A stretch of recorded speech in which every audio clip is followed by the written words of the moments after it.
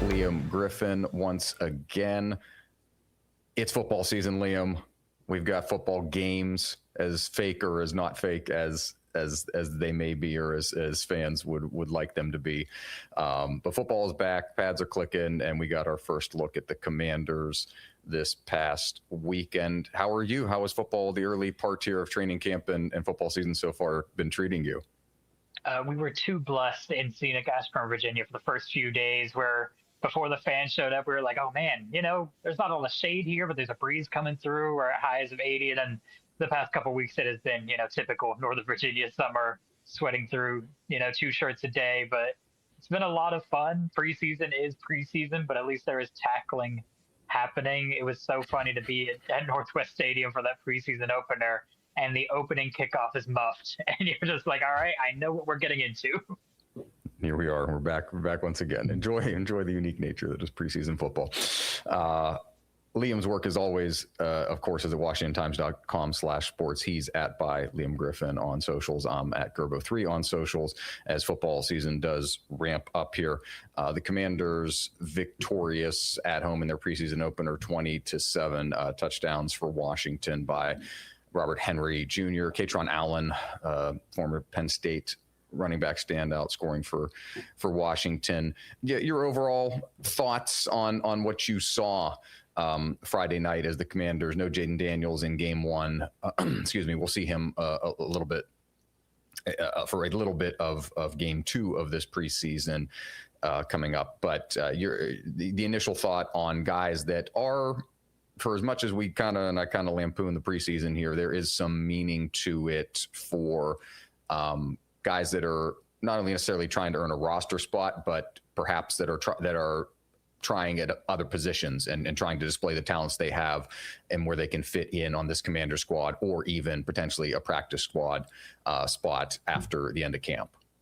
Yeah, and the preseason is always going to be hard to evaluate because not just every position group, but every team and every player has different goals of what they're trying to show, what they're trying to get out of this. And even when you're looking at a team like the Dolphins, who stripped their whole organization down to the foundation this offseason, brought in a new coach in Jeff Hafley, a new quarterback in Malik Willis, and they are equipped for the long haul. We talked to Hafley during the joint practice, or before the joint practice they had in Ashburn, and we were like, so how many starters are you going to be resting? A lot of times veterans don't play. The Commanders, for example, rested Jayden Daniels as one of about 24 players who just did not feature in that game at all.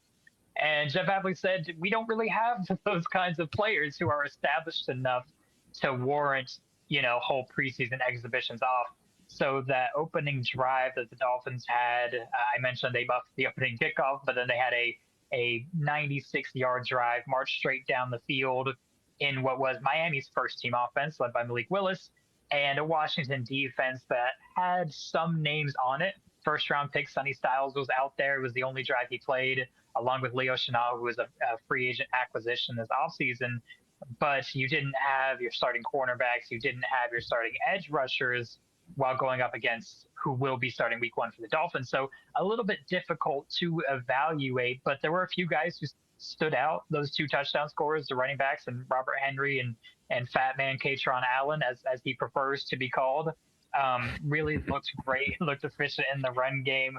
On defense, some of those guys who are looking to kind of make that jump from practice squad bubble to 53-man roster bubble.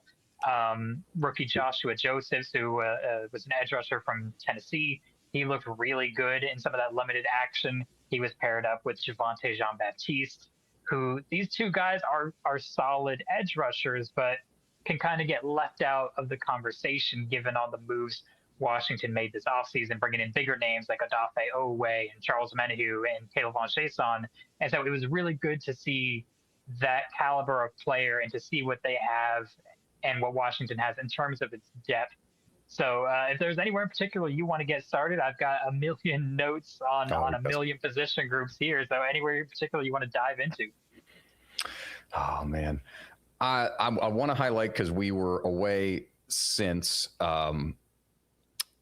this announcement, wide receiver with Stephon Diggs coming home. I don't want to say it feels like a bigger deal than I thought it was going to be, which is kind of funny to say because just like he was out there for so long in the free agency period there. And of course, Gaithersburg guy, Olney, high school, went to high school in Olney, of course, Terp.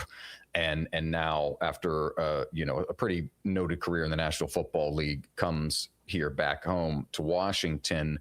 And obviously it makes sense for a bunch of reasons, but other players have come back home to the DMV and played for the Commanders. And this one feels like it hits different, Liam. And maybe that's just because looking at the Commanders receiving situation, that how much more this gives a break, even at his, veteran age that Diggs is in the league, how much more pressure this could take off of Terry McLaurin and allow him to truly thrive. Because it's amazing when you look at Terry McLaurin, it's like this guy for the last, I don't know, since he's been in a Washington uniform, how much he's been able to do when it's really just been him and there's been nobody else to kind of draw the attention away from him. But now when you've got Diggs who can line up on the other side or in a slot or wherever David Blow will have him, that this truly can develop into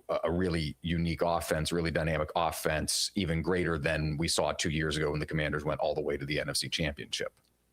Yeah, and Stephon Diggs is in a very interesting place in his career because he became the odd man out in New England this offseason. So 2024, step back a little bit, he had a 1-year stint with the Houston Texans that ended with a torn ACL. And when you're a guy who is on the wrong side of 30, you have a torn ACL, there's going to be a lot of speculation about, do you still have it?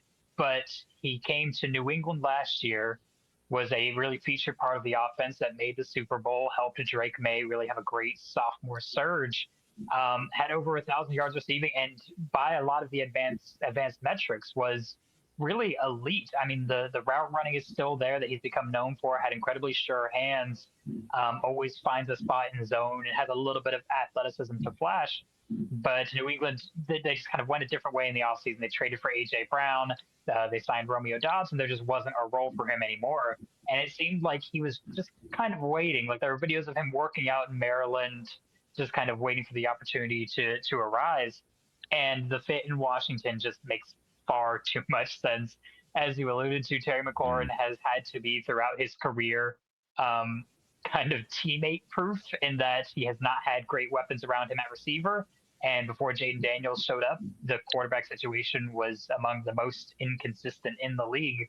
And so this is the best kind of supporting cast that Terry has had as he looks up another all-pro, Pro Bowl caliber season. And with a guy like Stephon Diggs, who I said is into his 30s, you don't always expect them to sign in time for the first week of training camp, because when you have made multiple Pro Bowls, when you become a household name, when you have, legendary plays in Minnesota that are named after you in the Minneapolis Miracle, you kind of get the right to skip a week of training camp if you so desire. But what really impressed me through his first, 10 days of practice or so, he's another one who sat out that preseason exhibition, but he picked up this David Blau offense almost immediately, was working with the first team, was working with Jayden Daniels, was lined up across the formation with Terry McLaurin. And it seemed like he'd been here all offseason in the way that he was able to pick up the playbook. His timing with Jayden Daniels was impeccable. He was exactly where he was supposed to be, seemingly, as soon as he was supposed to be there. And his ability to exploit opposing zone defenses, which is what Washington is going to be using a lot of this season, it just seems like he's able to see almost like a bird's eye view of where each defender is going to be and where there is not an overlap in that coverage. And that's not something that is always easy to show in a training camp practice, but he's done it very quickly. And not only that, it's kind of hard to talk about his offseason without mentioning some of the off the field issues that he has had. He was found not guilty of an assault case involving his personal chef. He's involved in a series of lawsuits and countersuits as well regarding defamation of character and another alleged assault. But he came into this wide receiver room that did not have an established number two, as we kind of mentioned, but has a lot of guys who are vying for a limited number of spots. When you look at Luke McCaffrey and Jalen Lane, who are great special teams contributors, who were drafted by Washington, who seem to have a role carved out somewhere. But beyond them, it's veterans like Treylon Burks, who didn't work out with the Tennessee Titans, Van Jefferson, who's a little bit of a journeyman, De'Ami Brown, who was originally drafted by Washington, spent a year in Jacksonville, became a healthy scratch late last season. All these guys who are vying for, 5, 6, 7 spots on a roster, and not to mention, incoming rookies like Antonio Williams, who was their top offensive draft pick, and then the undrafted rookies, guys like Jayden Bradley. It can be hard to maintain that camaraderie, especially when you immediately inject a guy who is proven in the league and immediately bumps everybody else down the depth chart and is taking away your snaps on the first team offense. But as I've talked to the other receivers about Stephon Diggs, it's not just, oh, we're happy to have him, he's going to be a great addition to the offense. It's, oh, he's a great dude to have in the locker room. He is making me a better receiver. I'm immediately able to pick his brain. He's done a lot in this league, and he has so much to share that there seems to be, not even no ill will, but not even that same level of competition. They just kind of accepted, all right, this guy is here. He is going to help us win, and he's going to help me as well as I look to carve out my own role in this offense and in this league. And so I think it's been really impressive the way that he has been able to address what could be, some fit concerns about rocking into this new scheme and working with Jayden Daniels and the off-field stuff. Everything has seemed to go just very seamlessly for him. And I think as that season progresses, as training camp wears on, as he gets more reps with Jayden Daniels, develops a more established route tree in this offense, as David Blau gets to drop him around different parts of the formation, we haven't really seen the fall off from Stephon Diggs as a veteran receiver. He's been pretty consistent everywhere he's gone. And so I think it gives this Commanders offense a lot of optimism going into the season. Guys that will also catch the ball at a position with a lot of things to sort through, tight end.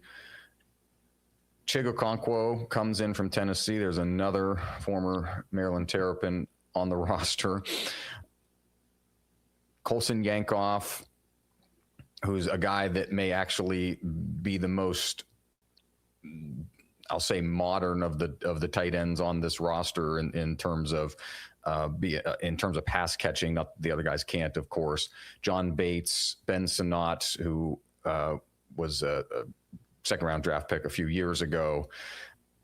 It's still things to be sorted out here, but it's almost like current to me, Liam, like the room kind of currently leans on the blocking and the pass protection type end of things. But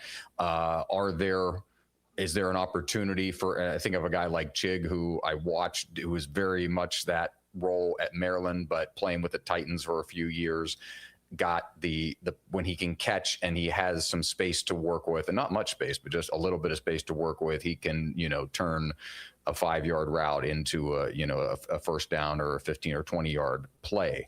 And it feels like there will be some opportunities for that, especially with the way Jayden Daniels can throw the ball and get it quick release out to those guys in some space, whether it be behind the line of scrimmage or just a few yards downfield, that there are some opportunities for these guys to make an impact in the receiving game as well.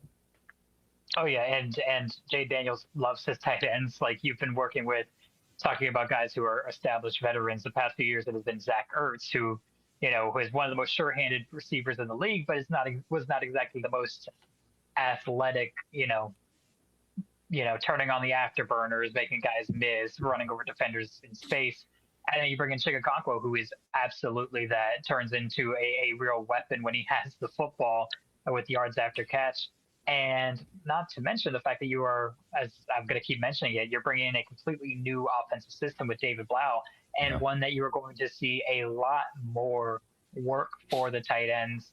Not just, we're going to have 3 receivers, a running back, and a tight end, but deploying what's called 12 personnel, where you're having a running back and 2 tight ends at a time, or having them shift into the backfield as well, where you'll have somebody like Ben Sinnott, who is a really great blocker. He kind of splits the difference between the pass catching of Chig Okonkwo and the elite blocking abilities of John Bates.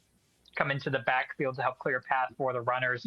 We saw Ben Sinnott do that a little bit in the preseason, and something that I thought was very encouraging. And so they're going to pair these guys up a lot and use them across the formation as well. Before Stephon Diggs got here, it was kind of a joke throughout camp of, well, Washington's number 2 wide receivers, kind of Chigakonkwo with the way that he is being deployed, not just in line at tight end, but in the slot out wide. They'll put running backs out wide as well.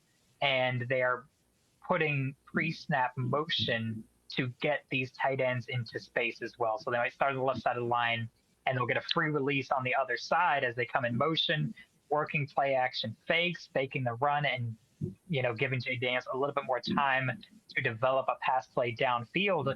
That is where tight ends eat in the modern NFL, and we are seeing the league at large dip that way more and more in recent years because it's such a copycat league. And so it is very easy to envision a role for every tight end on this roster. It's one of the deepest position groups on the team, I feel like, with Chigakonkwo, with John Bates, who's probably one of the top 3 to 5 blocking tight ends in the league. Sinnott has not quite put it together at the NFL level, but part of that is it's hard to get on the field when you're in the no huddle offense that was favored by Cliff Kingsbury, that does not have as many opportunities for multiple tight ends. And you mentioned Colson Yankoff, who has been the kind of breakout training camp star. He's been in the league a few years now. He was a late bloomer, converting from quarterback to tight end, has been a bit of a special teams contributor, and I think that's going to really help his shot to make the roster. But it was something that Zach Ertz told us last year, and he said it with a completely straight face, as Zach Ertz said most things, but he said Colson is the fastest person on this team, which we all just kind of scoffed at. We're like, yeah, okay, yeah, the tight end's the quarterback converted to tight end is the fastest guy. We'll believe it when we see it. Might have been a little bit of hyperbole there, I still think, but it seems like every training camp practice, you're like, oh, he's open in the corner of the end zone. Oh, he's got a nice grab. Oh, and he tapped the toes to get in bounds too. Like, he's got those ball skills, and he is very fast. So it's going to be impossible for them to, I think, narrow down to just 3 of those tight ends. I think there's going to be a spot for all of them, not just on the roster, but in the offense as well as the season goes on. And it's just giving David Blau more weapons to use, more chess pieces to deploy across the board. And it means that you don't have to put as much pressure on any one guy. You don't just have to funnel Chigakonkwo, 5 tight end screens a game and let him take punishment trying to get downfield. You can also set up guys like Ben Sinnott and Colson Yankoff in space. They are sure-handed catchers. They do have that athletic ability, and they can also be deployed in the run game as well. And so that tight end group is going to be very interesting to watch throughout the season as they find their unique roles within this offense, and as David Blau finds new ways to weaponize them. Another spot on the roster will be taken up by a backup quarterback that has recently been Marcus Mariota. He is dealing with a sprained MCL that will keep him here out of the rest of the preseason, Dan Quinn says, but nothing, at least as it stands currently, longer term than that. So it gave us a look, only attempted 2 passes in preseason game 1 against the Dolphins. It gives us a better look than Liam at the other 2 quarterbacks behind Mariota in Sam Hartman, who, of course, Notre Dame standout from a few seasons ago and has been in the league. And then Ethan Kaliakmanis, another Big Ten player on this roster, where it just seems loaded with Big Ten players. And Kaliakmanis doing it at 2 non-traditional quarterback schools. He started his career at Minnesota, finished up at Rutgers, threw for 8,600 yards in his college career, 55 touchdowns in college, and acquitted himself very well in the action that he saw against the Dolphins. Yeah, so the quarterback 3 position battle is something that can easily be overlooked on most NFL rosters. Not every NFL team is going to carry 3 quarterbacks. Under Dan Quinn and general manager Adam Peters, they have done that, kept 3 quarterbacks in each of the past 2 seasons. And for good reason, when you look at the style of players that Jayden Daniels and Marcus Mariota are, not just that they are running quarterbacks who have great legs and who are willing to scramble downfield, but they are also, to put it generously, they are gamers and they are competitors, and they don't like running out of bounds or sliding. Marcus Mariota, it felt like there were 3 different times last season where, despite his, he's graying at the temples. He was a 2014 Heisman Trophy winner. That was 12 years ago, but he still will occasionally try to hurdle somebody just because he wants those few extra yards, which, is a great trait to have in a teammate, but could be a little bit concerning when your backup quarterback is putting his body on the line. But in past years, that quarterback 3 role has been filled by Jeff Driscoll, who was bounced around the league as a journeyman, got acclimated into the Cliff Kingsbury offense and ecosystem early, and was on and off the roster, kind of brought in when they needed a little bit of reassurance. And then last season, it was Josh Johnson, who, I could say Washington football legend, but he is a legend for approximately half the franchises in the NFL, along with spring leagues like the AAF and the XFL. Like, he was bounced around so much. But he is now with the Cincinnati Bengals. And so they rolled into this offseason. This is the first kind of time that they've really said, somebody else make a move, really establish yourself as the third option behind Marcus Mariota, because on this team, you will likely have games where you are active, even if Jayden Daniels isn't missing large chunks of the season like he did last year. He had a rib injury his rookie year that kind of derailed things a little bit. And so Sam Hartman, who is in his 3rd NFL season, has struggled during last year's preseason, but is kind of an unofficial. I don't want to demean anybody, obviously, because he is still an NFL quarterback and has shown, solid athletic ability. But he is most notable among the fan base for being a kind of personality hire. He is a very charming man.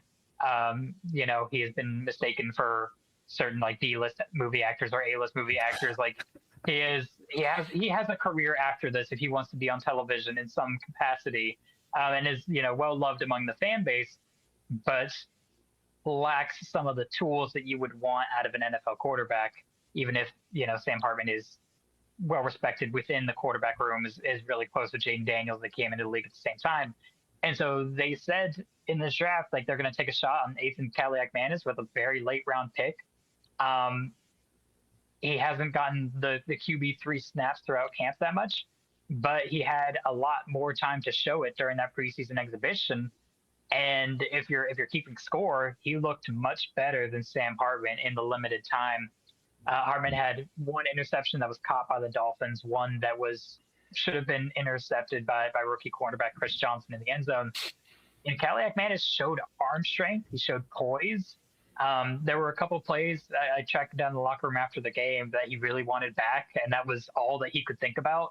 I was like, what did it feel like to drop back in your first NFL stadium for the first time and just rip one down the sideline to Antonio Williams? He was like, I don't know anything about that. All I know is I took 2 sacks and lost 22 yards, which, you kind of want from your quarterback. You don't want them to, Dan Quinn will call it riding the roller coaster, riding the ups and downs, where you are at liberty to change how you play and your feelings on a down-to-down basis based on your performance. But he told me, he was like, this was kind of proof of concept for me, and it's happened at every level of my career, from when I was in high school to when I was in Minnesota to when I was at Rutgers. You come in for your first drive, and you learn, okay, I can do this at this level. I can keep up with this speed. My talents do translate. And I think at this point, it'll be interesting throughout the remainder of the preseason, because they have not confirmed or denied how much time Jayden Daniels will have. I expect we might see him for a series or 2 in Detroit. I would be shocked if he plays the preseason finale in Baltimore. Mm-hmm. And they told us that they are not bringing in another arm at this time, which surprised me a little bit, because, again, they have shown that willingness to bring in the veterans. Jeff Driscoll has not retired and is currently a free agent, but they are willing to kind of let it roll with these 2 guys. And so they're going to have, 2 halves of football over the next 2 games to establish themselves, to have a shot at making this roster. And they're going to make Dan Quinn make a decision of, do you, want the kind of accuracy that Sam Hartman has shown? Do you trust him to shore up the decision making even if some of the arm strength isn't there. He's got a little bit more playmaking ability outside of structure.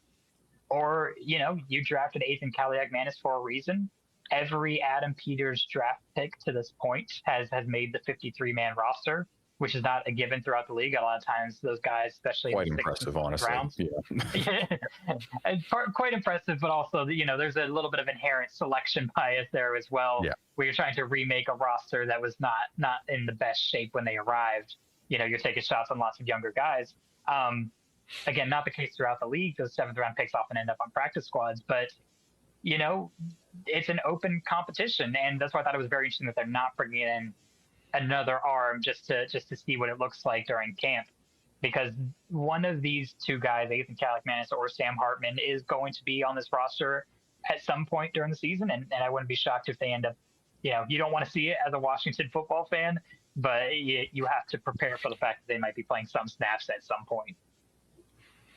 There's no doubt about who the starting quarterback is, of course, Jayden Daniels, who at the moment is getting a baptism via his representation in public relations gone wrong here a little bit.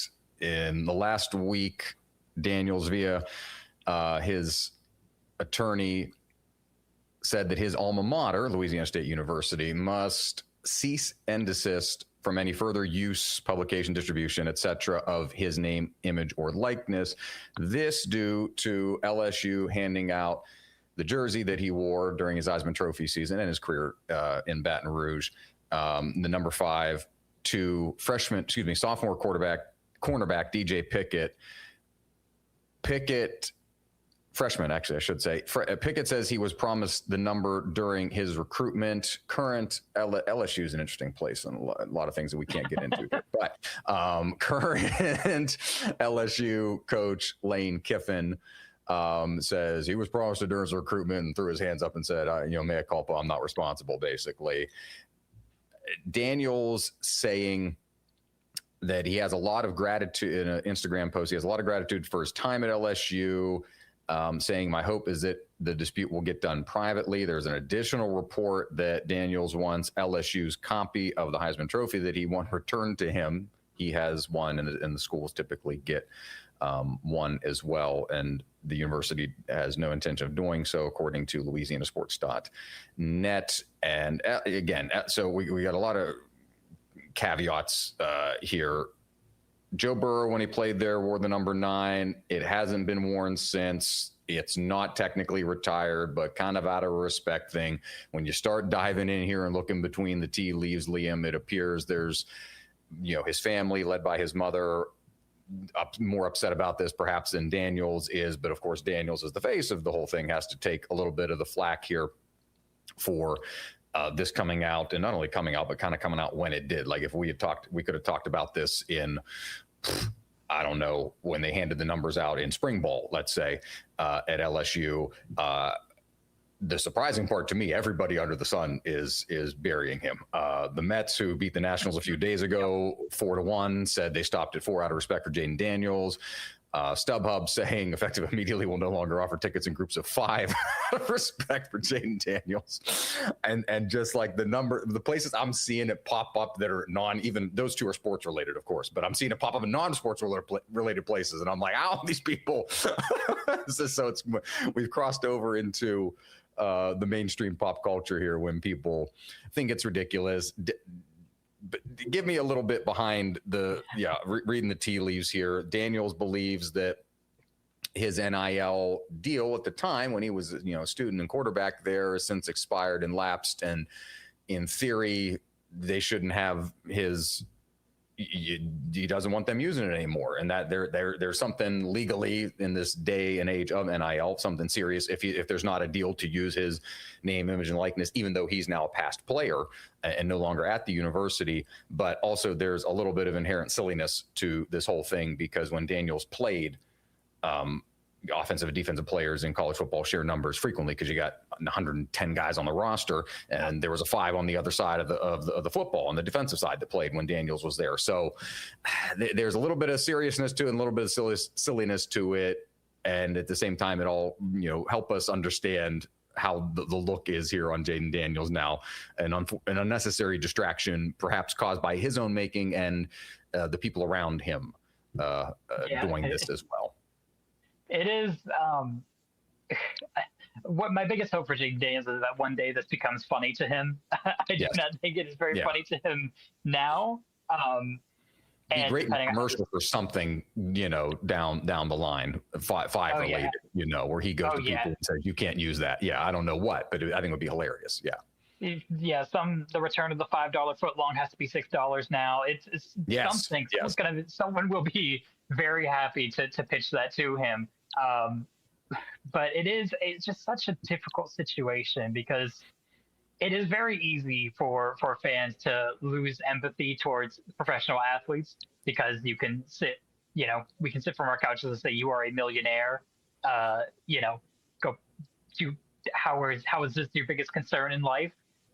But at the same time, the report is that Jayden was promised as he left. They were like, no one else will be wearing this number. That was the promise that was made to him following his departure from the school. Joe Burrow said to the media that he was given a same guarantee. As you mentioned, neither number is officially retired, but nobody is wearing number 9.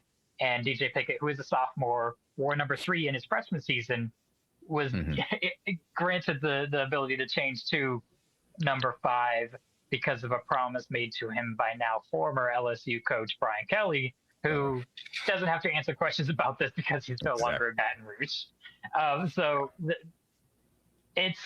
You can understand where Jayden Daniels is coming from, because if you are promised something, you would want people to not go back on their word from like a very, base level understanding. And, athletes' relationship with their alma maters, you want to preserve those things, especially when someone wins a Heisman Trophy at your program.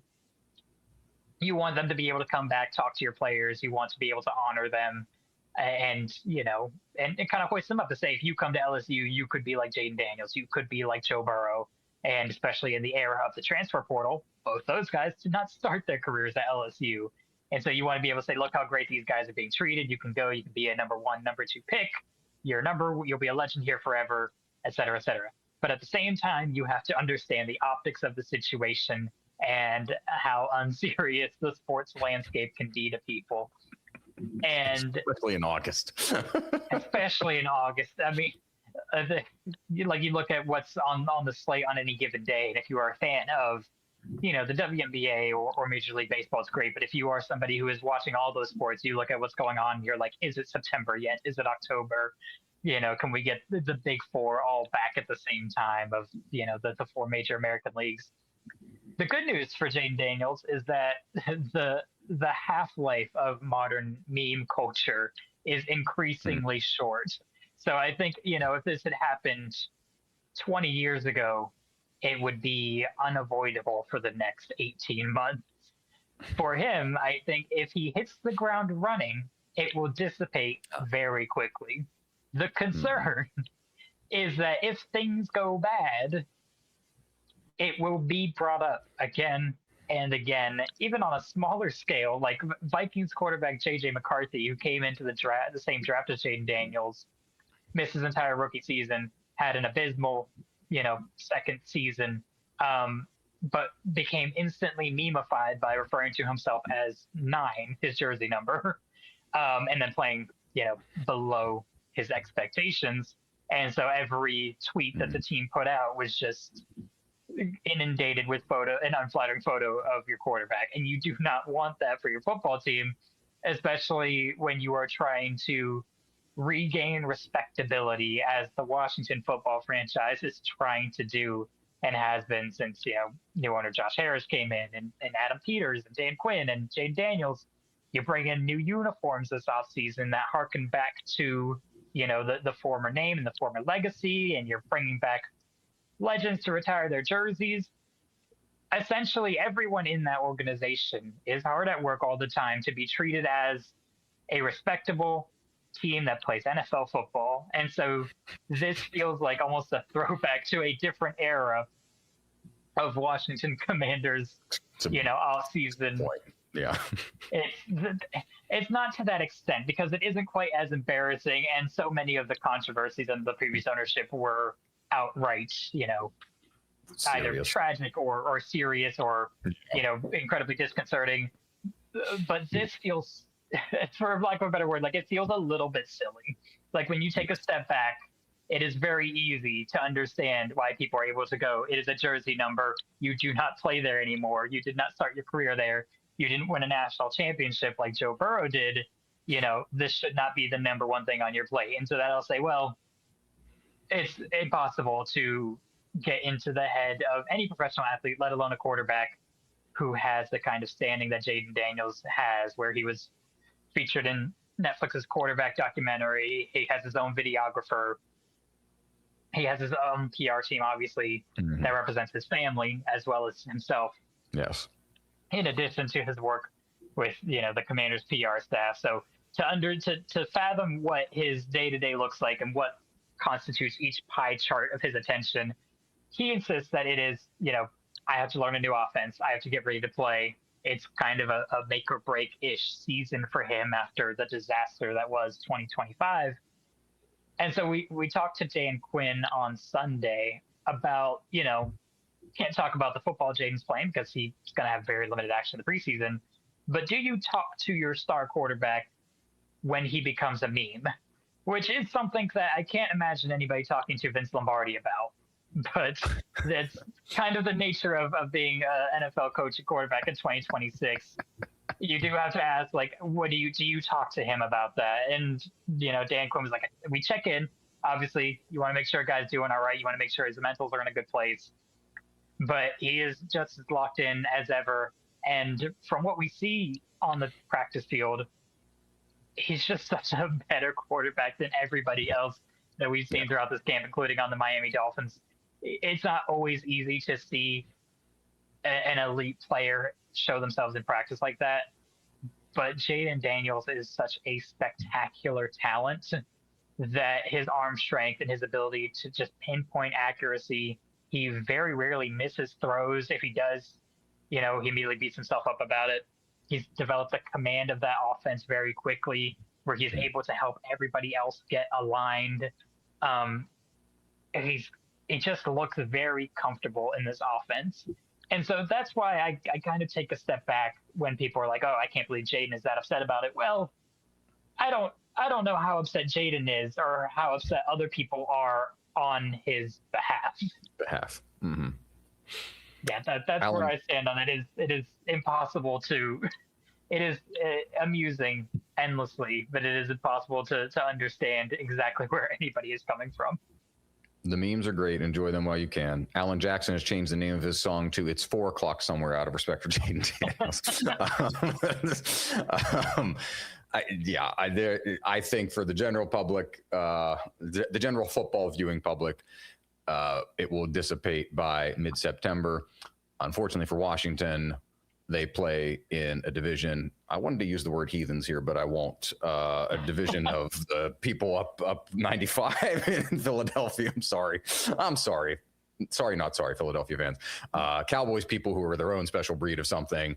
And then the folks further up 95 in New York who are, perfectly mildly acceptable compared to the other fan bases, in my opinion. But they will not let Jayden Daniels forget that, whether it's at Northwest Stadium or in their stadiums come this football season. But, and worth mentioning, the first two games of the regular season are in Philadelphia and in Dallas. So yes. So they will not. They won't. Those people will not let him forget. The rest of America, you might not care by the time we get to mid-September or October, and that is quickly approaching. And of course, we'll have all the developments from Ashburn as we get closer to the start of the season. Liam will be on that for you at WashingtonTimes.com/sports and at by Liam Griffin.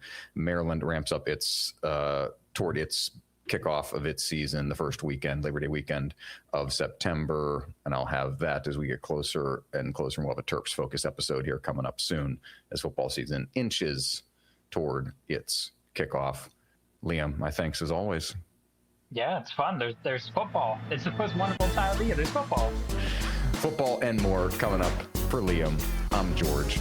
Thanks for listening to District of Sports, and we'll catch you next time.